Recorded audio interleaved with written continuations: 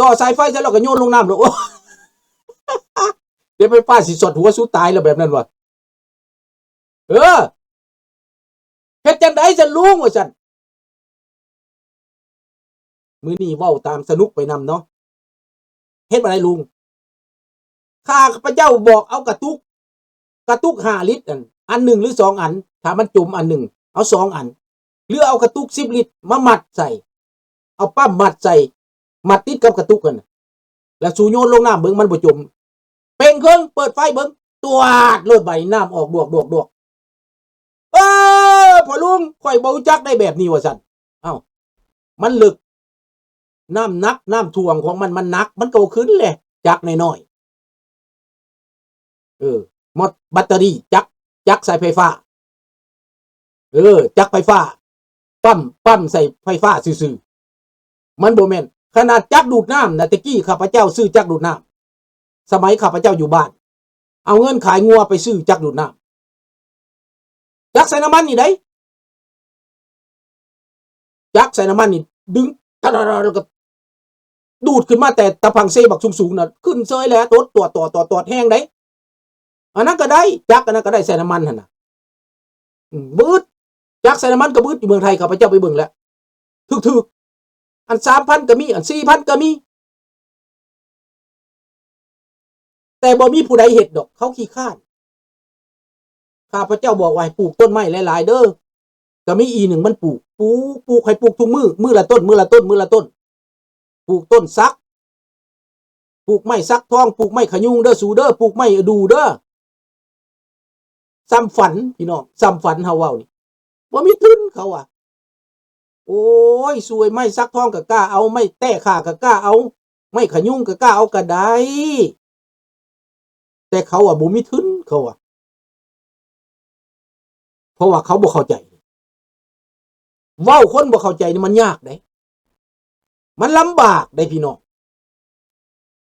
เพราะว่าเขาอยากได้ทุนมาเป็นใหญ่เป็นหนักทุนเจ้าสิได้ทุนมาเจ้าก็ไปเบิดเพราะว่าเจ้าเฮ็ดบ่เป็นเจ้าสิไปซื้อแนวใหญ่ๆมาหลายๆเกินตัวแล้วเจ้าคุมบ่ได้ก็เบิด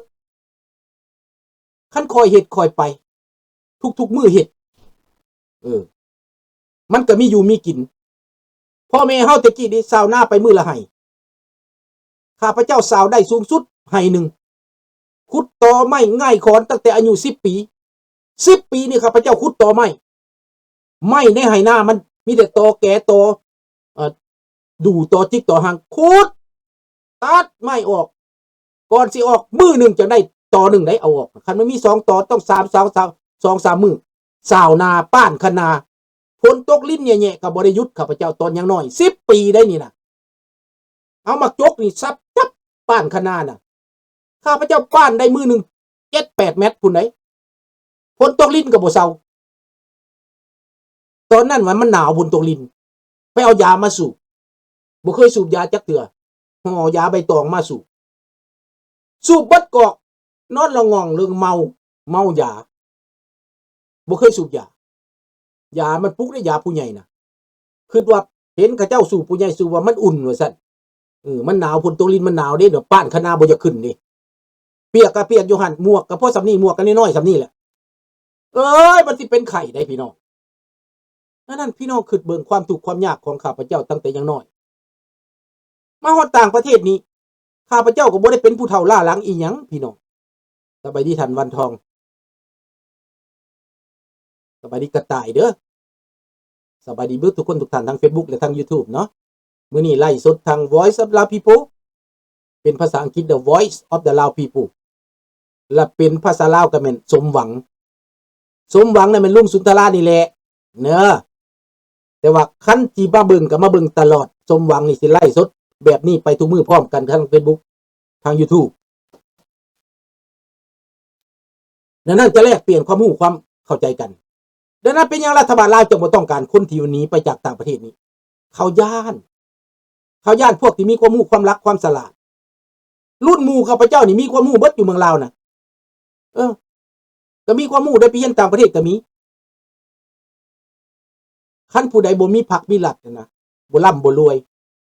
บ่ได้ขายชาติบ้านเมืองกินก็บ่รวยคันพวกได้ขายชาติกินนั่นมีรถมีรางมีบ้านมี2หลังบักใหญ่อวดโม้โทตู่ขายแผ่นดินกิน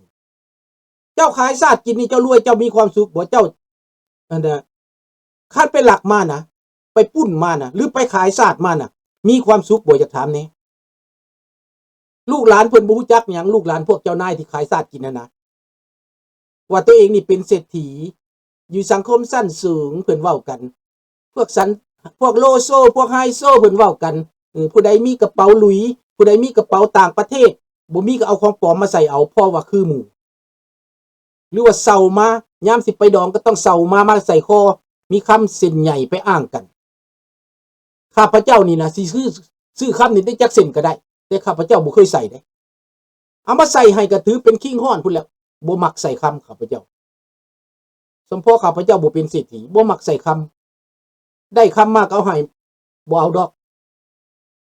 เนอะแม่นแหละเขาย่านความอายเขาย่านอายความหูนั่นแหละอยู่บ่นั่นแหละบาดนี้ความดีของคนลาวนอกพี่น้องสิมาบอกความดีเด้อง่ายคำแทนคนลาวนอกนี่มา50 ปีแล้วครบรอบ50 ปีพวกเฮาจะเฉลิมฉลองกันได้50 ปีนี่ได้ข่าวว่าเพิ่นเชิญข้าพเจ้าไปสิไปปรึกษาเรื่องงานเฉลิมฉลองครบรอบ50 ปีของลาวอพยพสิได้เชิญคนสำคัญมาได้ดังนั้นพี่น้องเรื่องนี้คนลาวที่มาอยู่นี่50 ปีนี่เขาก็มีไม้มีมือมีตนมีตัวมีความรู้ความรักมีความสามารถมันบ่ได้อยู่บนเก่าได้คนเฮานี่นะถ้าไปประเทศเจริญมันก็เจริญคันคนมันตั้งใจคันคนบ่ตั้งใจไปประเทศเจริญก็กลายเป็นยาเสพติดกลายเป็นคนขี้ลักขี้ซกกลายเป็นคนปุ้นคนจี้กลายเป็นคนบ่ดีรัฐบาลอเมริกาเขาก็บ่ต้องการเขาอยากส่งกลับคืนคนพวกนั้นก็ได้คนมาหาเรื่องหาเหตุในบ้านเขาบ่อยากเอาได้มันเป็นแบบนั้นได้นี่แหละ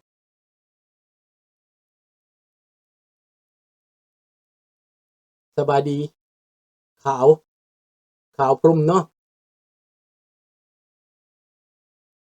ถ้าไม่มีทางเดียวแปลว่ายังเขียนมันจบได้แต่บ่มีทางเดียวนะ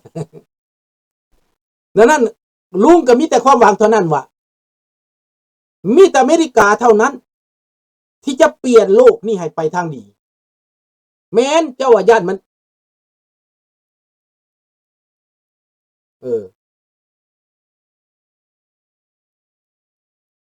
จัดอยู่รัฐจอร์เจียบอกมีคนจัดแล้วบอกครบรอบ50 ปีนี่นะ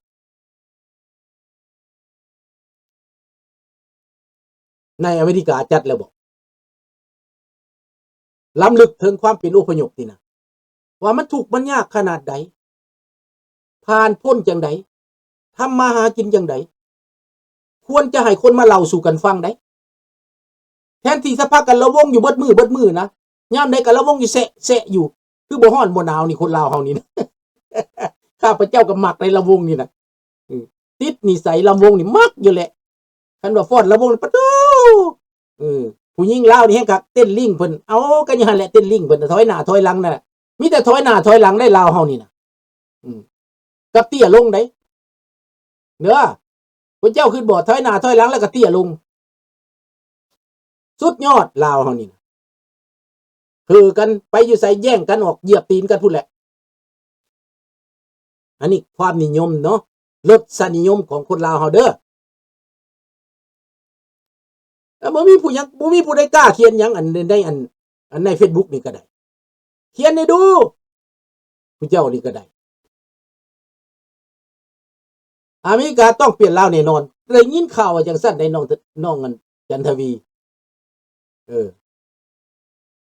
มีคนที่เขาไปประชุมร่วมเขาเจ้าก็ว่าจังซั่นเด้เป้าหมายคือเปลี่ยนประเทศลาวให้ประเทศลาวมีอยู่มีกินให้ประเทศลาวเจริญให้ประเทศลาวมีโรงจักรโรงงานแต่ต้องปฏิรูปต้องรีฟอร์มสิเจริญปีนั้นสิเจริญปีนี้ตัวไปเรื่อยๆไอ้พวกผีปอบปะนี่น่ะบักทองรุ่นนี่แหละเป็นตาสร้างก่อนหมู่ข้าพเจ้าสร้างบักทองรุ่นกับบักสอนไซนี่แหละเบื้องหน้ามันบ่ออกเห็นบักบุญยังกับบักทองรุ่นอย่างเฮี้ยงกันกับบักกันจูมารีโอ้ยหากข้าพเจ้าสิออก ข้าพเจ้าเบื่อปันบักลาอิ่มข้าวหลามประวัติศาสตร์บันทึกไว้ในเด้อลุงสุนทราเบื่อหน้าบักทองรุ่นบักสอนไซและก็บักจุมมลีและก็บักบุญยังวรจิตเบื่อ2 บัก 3 4 บักอันนี้นะปันบักลาบิวอิ่มข้าวหลามได้พี่เจ้าเป็นหยังคนขายชาติหุ่นเสิร์ชหุ่นกระบอกมันว่าปลดปล่อยแต่เอาประเทศไปเป็นทาสของประเทศอื่นไปเป็นทาสของจีนไปเป็นทาสของรัสเซียไปเป็นทาสของเก๋วแล้วไปเป็นทาสของนายทุนหน้าเลือดมันโมเมนต์ปลดปล่อยอันนี้พี่น้องมันหลอกลวงกันสัสๆมันต้มประชาชนมันหลอกประชาชนมันบิดเบือนความจริงสาธุเด้อขอให้น้ำวัดชาวบ้านวัดองค์ตื้อออกฤทธิ์ออกเดชในปี2026นี้ให้มันมีอันเป็นไปให้พวกลาวแดงนี่ล่มสลายมันไปทางยนต์ก็ให้มันมีอุบัติเหตุมันไปทางรถก็มันมีอุบัติเหตุมันไปทางเรือก็มันมีอุบัติเหตุเพื่อให้บ้านเมืองนี่สูงขึ้นมึงตายคักๆบักตรงรุ่นมึงนอนบ่หลับเดี๋ยวนี้นะพวกที่ตายไปเป็นผีนะจะมาคั่นคอมึงบีบคอมึงบักตรงรุ่นบีบลูกบีบหลานมึงเวรกรรมจะตามสนองมึงบัดมึงเจ็บมึงเป็นทะเบิงมึงสิอยู่ได้บ่มึงสิบ่คำนึงถึงบ่มึงบ่แม่นคนบ่มึงแม่นสัตว์บ่มึงแม่นเดรัจฉานบ่มึงฆ่าคนมา50 ปีนี้มึงประหารคนลาวมา50 ปีนี้ตายไปครึ่งล้านแล้วทองรุ่นมึงอย่ามาใบน้ำบ่มมันนะบ่มตายอยู่ในบ่มมันนะบ่ได้หลายปานใดได้พี่น้องคนตายน้ำลูกบ่มมันนะบ่ถึง10,000 คนดอกคนลาวนะบ่ฮอดแต่มันเว้าเอาใหญ่เวลามันได้สันติภาพแล้วมันจัดการคนให้คนล้มคนตายปานพักปานเบื่อบ่มีครั้งใดในประวัติศาสตร์ที่คนเราจะแตกหนีจากประเทศถึงล้านคนจะเถื่อพี่น้องเคยมีบ่แม่นระบอบคำบักทองรุ่นนี่เฮ็ดให้คนตนนี้ล้านกว่าคนพี่น้องบันทึกไว้เด้อลุงเว้านี่เด้อสุเจ้าเด้อลุงก็บันทึกไว้ในฮาร์ดดิสก์แล้วครับรักคนทุกคนครับขอบใจหลายๆสารคามบอกว่าเปลี่ยนแนวใดอ้ายพวกลาวลิงมันบอกว่าลาวเจริญหลายแล้ว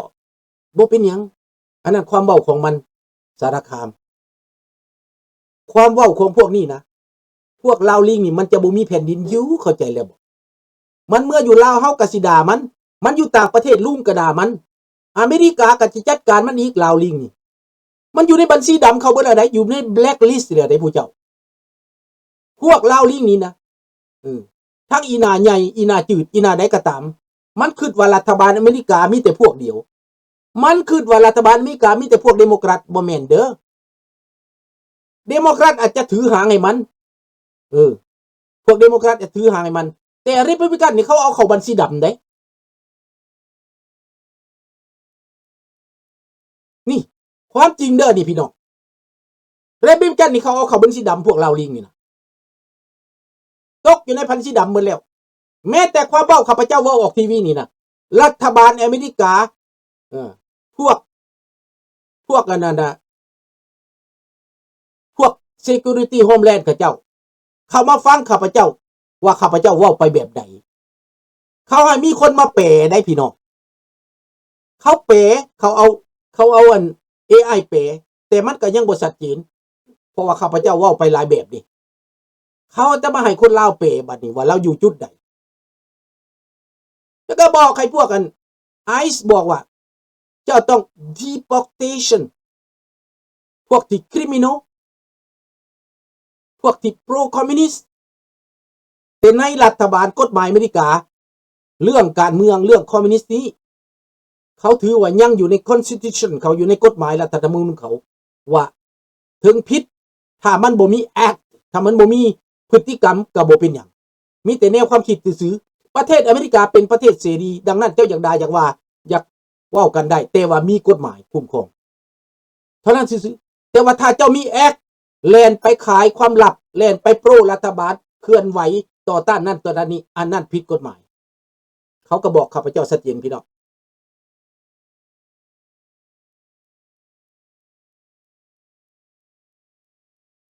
สบายดีท่านแสง